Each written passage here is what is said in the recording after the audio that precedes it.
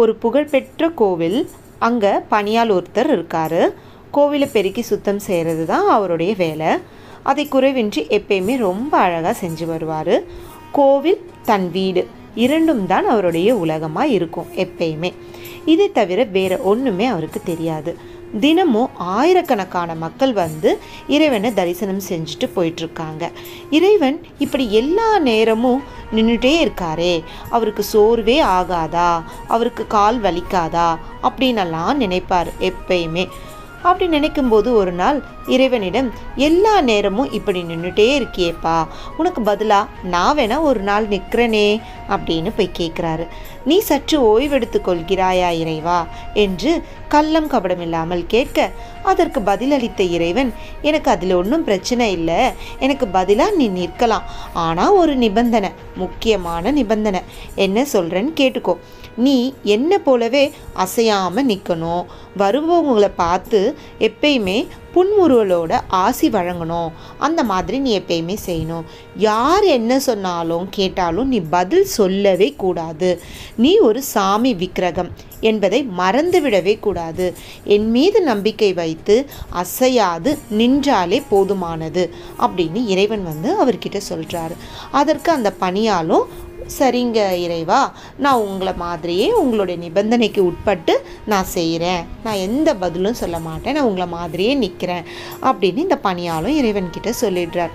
அடுத்த நாள் இறைவனைப் போலவே அலங்காரம் செய்து கொண்டு கோவில் கர்ப்ப கிரகத்தில் இவர் நிற்க, இறைவனோ இவரை போல தோற்றத்தை ஏற்றுக்கொள்ள கோவிலை கூட்டி பெருக்கி சுத்தம் செய்து வந்தார். முதலில் ஒரு மிகப்பெரிய செல்வந்தன் வந்தான். தன் வியாபாரம் சிறப்பாக இருக்க வேண்டும் என்று இறைவனிடம் பிரார்த்தனை செய்துவிட்டு ஒரு மிகப்பெரிய தொகையை உண்டியலில் காணிக்கையாக போட்டான். செல்லும்போது தவறுதலாக தனது பணப்பையை அங்கு தவற விட்டு விடுகிறான். இதை கர்ப்ப கிரகத்தில் இறைவன் வேடத்தில் நின்று கொண்டிருக்கும் நம் ஹீரோ பார்க்கிறார். ஆனால் இறைவனின் நிபந்தனைப்படி அவரால் ஒன்றும் பேச முடியவில்லை. அப்படியே அசையாது நிற்கிறார். சற்று நேரம் கழித்து ஒரு பரம ஏழை அங்கு வந்தான். அவனிடம் உண்டியலில் போட ஒரே ₹1 மட்டுமே இருந்துச்சு. என்னால் இது மட்டும்தான் உனக்கு தர முடிந்தது இறைவா, என்னை மன்னித்து விடு. என்றும் உன்னை போலவே நான் எப்பொழுதும் அமைதியும் மகிழ்ச்சியும் பெற்று இருக்க வேண்டும்.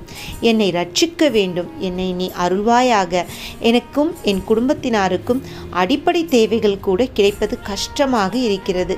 எல்லாவற்றையும் உன்னிடமே விட்டுவிடுகிறேன். நீயாக பார்த்து எனக்கு ஏதாவது செஞ்சு ஒரு வழி சொல், அதை நான் மனமாற ஏற்றுக்கிறேன் அப்படின்னு ரொம்ப நம்பிக்கையோட கண்களை மூடி பிரார்த்தனை செஞ்சுட்டு வரான். சில வினாடிகள் கழித்து கண்ணை திறந்தவனுக்கு எதிரே அந்த செல்வந்தன் தவறிவிட்ட பை வந்து கண்ணில் பட்டது. உள்ளே பணத்தை தவிர தங்க காசுகளும் சில வைரங்களும் கூட இருந்தன. இறைவன் தனக்கே தன் பிரார்த்தனைக்கும் செவிமடுத்து அதை அளித்திருக்கிறான் என்று எண்ணி அப்பாவித்தனமாக அதை எடுத்துக்கொள்கிறான். இறைவன் வேடத்தில் நின்று கொண்டிருந்த அந்த சேவகரால் இப்போதும் எதுவும் சொல்ல முடியவில்லை. அதே புன்சிரிப்புடன் நின்று கொண்டிருந்தார். சிறிது நேரம் கழித்து ஒரு கப்பல் வியாபாரி வந்தான். ஒரு நீண்ட தூர பயணமாக கப்பலில் அன்று அவன் செல்லவிருப்பதால் இறைவனை தரிசித்து அவர் ஆசி பெற வேண்டி வந்தான். இறைவனிடம் பிரார்த்தனை செய்தான். அந்த நேரம் பார்த்து பணப்பையை தொலைத்த செல்வந்தன் காவலர்களுடன் திரும்ப கோவிலுக்கு வந்துவிட்டான். அங்கு கப்பல் வியாபாரி பிரார்த்தனை செய்வதை பார்த்து, இவர்தான் என் பணப்பையை எடுத்திருக்க வேண்டும், இவரை பிடித்து விசாரியுங்கள் என்று காவலர்களிடம் கூற, காவலர்களும் அந்த கப்பல் வியாபாரியை பிடித்து விசாரித்துக் கொள்கின்றார்கள். இறைவா, என் பணத்தை அபகரித்தவரை அடையாளம் காட்டியமைக்கு நன்றி என்று அந்த செல்வந்தன் இறைவனை பார்த்து நன்றி கூறிவிட்டு செல்ல, நம் ஹீரோ உடனே இறைவனை நினைத்து கொள்கிறார். இது நியாயமா? அப்பாவி ஒருவன் தண்டிக்கப்படலாமா? இனியும் என்னால் சும்மா இருக்கவே முடியாது என்று கூறி கப்பல் வியாபாரி திருடவில்லை, தவறு அவர் மீது இல்லை என்று இறைவன் வேடத்தில் நின்றிருந்த நம் பணியால் நடந்த உண்மைகள் அனைவரிடமும் சொல்கிறார். உடனே செல்வந்தரும் கப்பல் வியாபாரி இருவரும் நெகிழ்ந்து போய் உண்மையை கூறியமைக்கு இறைவனிடம் நன்றி சொல்லிவிட்டு செல்கின்றனர். இரவு வருகிறது. கோவில் நடை சாத்தப்படுகிறது. இறைவன் வருகிறார். மூலஸ்தானத்தில் நின்று கொண்டிருந்த நம் பணியாளிடம் இன்றைய பொழுது எப்படி இருந்தது என்று கேட்கிறார். மிகவும் கடினமாக இருந்தது. உன் வேலை எத்தனை கஷ்டம் என்பதை புரிந்து கொண்டேன். ஆனால் ஒரு நல்ல காரியம் செய்தேன் என்று காலை கோவிலில் நடந்ததை கூறினான். இறைவனோ இதை கேட்டவுடன் மிகவும் அதிருப்தி அடைந்தார். என்னடா இது, நம்மை பாராட்டுவார் என்று நினைத்தால் இப்படி கோபித்துக் கொள்கிறாரே என்று பணியால் துணுக்குற்றான். நாம் ஏற்படுத்தி கொண்ட ஒப்பந்தப்படி நீ ஏன் நடந்து கொள்ளவில்லை?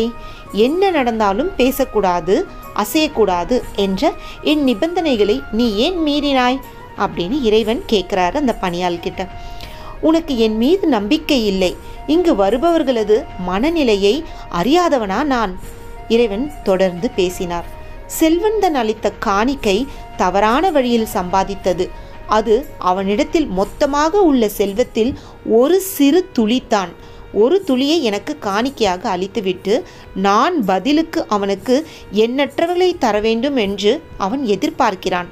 ஆனால் அந்த ஏழை கொடுத்ததோ அவனிடம் எஞ்சி இருந்த ஒரே ₹1 தான். இருப்பினும் என் மீது முழு நம்பிக்கை வைத்து என்னை வணங்க வந்தான். அன்போடு அதை கொடுத்தான். இந்த சம்பவத்தில் கப்பல் வியாபாரியின் தவறு ஏதும் இல்லை. இருந்தாலும் இன்றைக்கு அவன் திட்டமிட்டபடி கப்பல் பயணம் செய்திருந்தால் விபத்தை சந்திக்க நேரிடும். புயலில் தாக்குண்டு அவனும் அவன் கப்பலும் காணாமல் போயிருப்பார்கள்.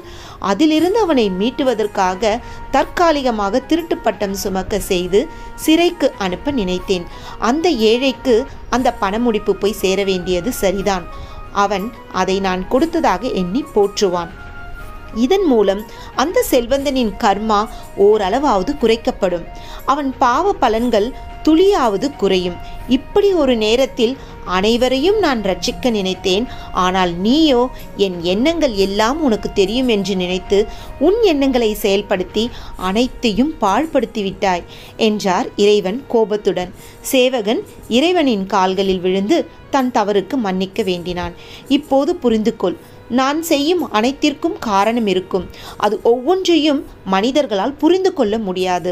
அவர்களின் நலம் வேண்டியே நான் ஒவ்வொரு பொழுதையும் கழிக்கிறேன். அவரவரது கர்மாவின் படி பலன்களை அளிக்கிறேன். நான் கொடுப்பதிலும் கருணை இருக்கிறது, கொடுக்க மறுப்பதிலும் கருணை இருக்கிறது என்றான் இறைவன் புன்னகைத்தபடி. நம் வாழ்வில் இப்படித்தான். நம்மை சுற்றி நடக்கும் பல சம்பவங்களுக்கு காரணங்களை நம்மால் புரிந்து கொள்ள முடியாது. இறைவன் ஒவ்வொன்றிலும் ஒரு காரணத்தை ஒளித்து வைத்திருப்பான். அதை கண்டுபிடிப்பதில்தான் அனைவரும் வேறுபடுகின்றனர். எதையும் எதிர்கொள்ளும் மனோபாவத்தையும் புரிந்து கொள்ளும் பக்குவத்தையும் இறைவனிடம் எப்போதும் வேண்டுவோம். இப்போதைய தேவை அதுதான்.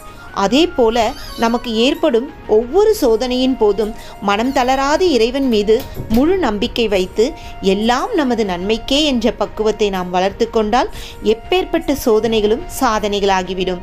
எந்த துரோகமும் நம்மை ஒன்றும் செய்துவிட முடியாது. நம்பிக்கை தாங்க எல்லாம்.